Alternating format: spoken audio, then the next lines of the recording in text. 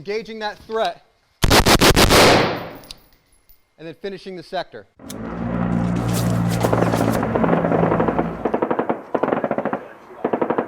Hey, what's up? Dit Commando here, and today we're going to be reacting to a video of how a Navy SEAL would clear a room. So in the Royal Marines we touched on close quarter combat quite a lot actually, and it would be interesting to see how they did things either differently or similar to what we did. So yeah, I hope you enjoy it, guys. If you do, smash a like, drop a subscribe, and enjoy.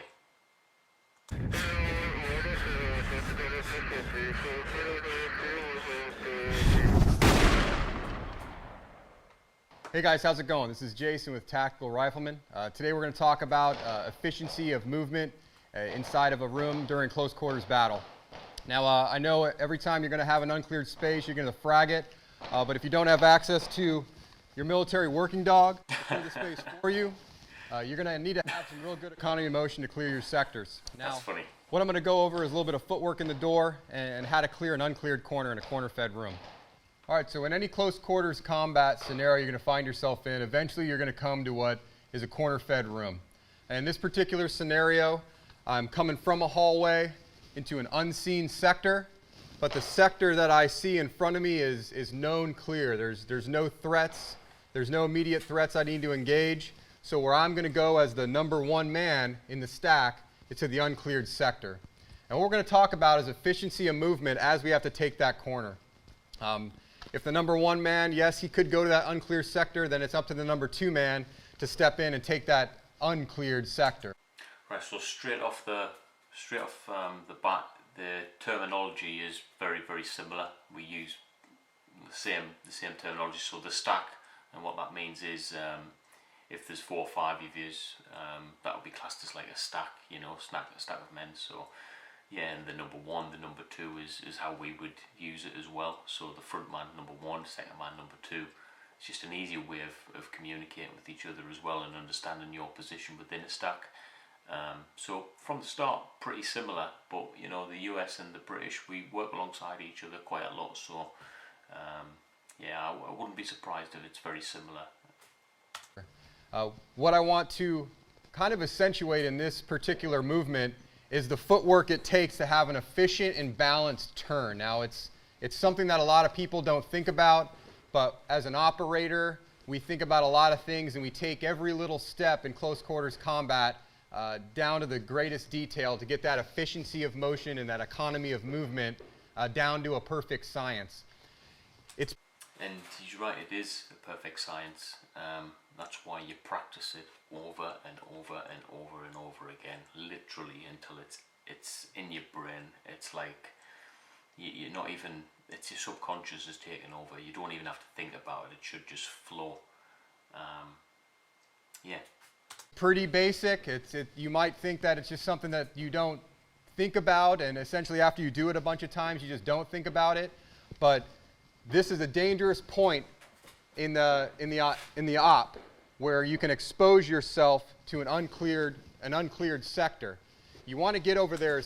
Yeah, and what we were always taught is as well when we were conducting close quarter battle in the Royal Marines, close quarter combat, sorry, in the military, was put yourself in the enemy's position where they're going to be in a room. They're not going to be out in the open ground ready to see you. They're going to be hiding in the corners. They're going to be hiding around the sides of things and stuff. So yeah, that corner initially, it might seem quite easy to turn around, but you know, if someone's there pointing a weapon straight at you, then few seconds or half a second to get around that corner could be enough to get a couple of shots off onto yourself, you know. So you've got to be really quick and fluid motion, and you've got to really understand the layout of the ground and what you need to do on the ground as well. So yeah, if you haven't experienced it before, it might seem a little bit over the top in terms of you have to be that meticulous, but it truly isn't, guys. Close quarter combat is very, very dangerous indeed, you know. As soon as possible, while providing body armor coverage to the number two man who's going to come pushing right behind you. Now, what do I mean by that? Well, as you clear this corner, you're going to want to stay on balance as you clear the corner. And as you can see, I'm kind of shuffling out into the threat area, and I wasn't really on balance.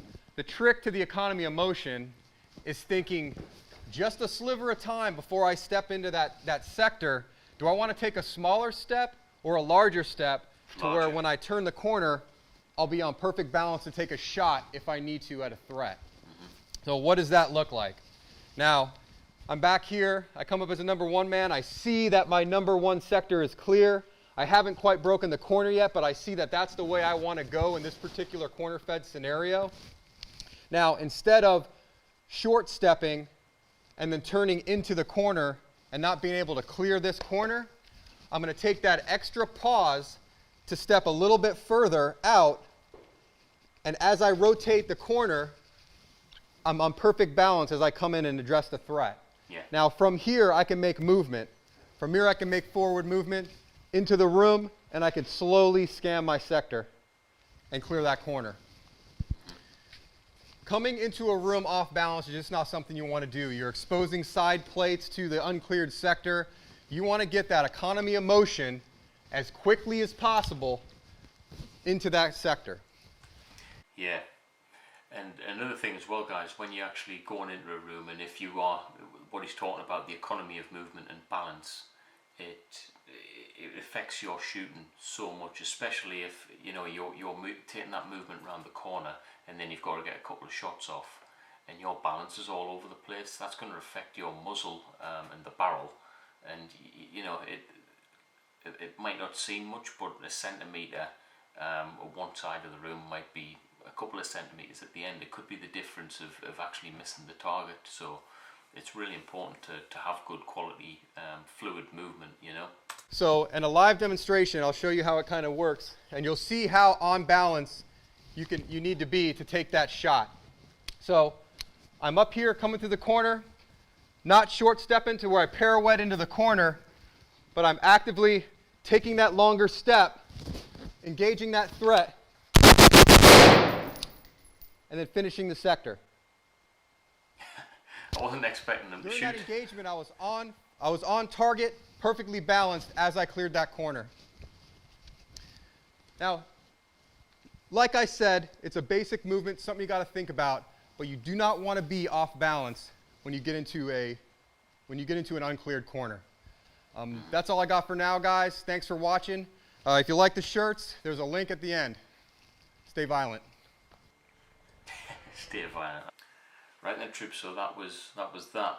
Firstly, I want to say I absolutely adore the U.S. military. I've worked alongside you guys when I came over there with the Royal Marines. I was working with the U.S. Marines, and I've been exposed to quite a few different guys over there. And yeah, you guys are awesome, man. And yeah, keep up the good work, troops. Especially this kind of stuff. Shooting is, as we would say, your bread and butter.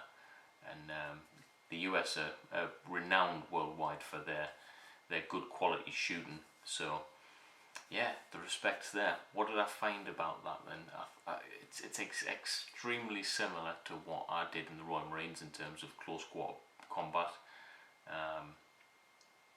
In fact, I couldn't find any differences. There's one thing I would probably say, at the level that he's been doing it at, probably is a little bit more advanced than what I was exposed to.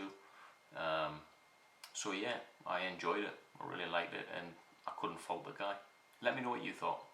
Peace.